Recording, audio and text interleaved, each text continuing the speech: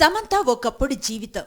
అప్పుడు ప్రేమలు, కానుకలు అన్నీ ఉన్నాయి. కానీ ఇప్పుడు తన జీవితం తాను కలలో కూడా ఊహించనంతగా మారిపోయింది. మొదట నాగ చైతన్యతో డివోర్స్, తర్వాత అనారోగ్యం, lady super star super life ను బాగా డిస్టర్బ్ చేశాయి. అయితే ఈ రెండు విషయాల గురించి సమంత మర్చిపోలేకపోతోంది. అందుకే ఈ మధ్యే చైతన్యకు ఇచ్చిన కానుకల గురించి మాట్లాడింది. నాగ చైతన్యతో ప్రేమలో ఉన్నప్పుడు, పెళ్లి తర్వాత తన కోసం లక్షలు లేదా వేలకు వేలు పోసుకొనిచ్చిన ఎక్స్పెన్సివ్ గిఫ్ట్స్ ను ఇప్పుడు వృధా ఖర్చుగా చెప్పుకొస్తోంది సమంత.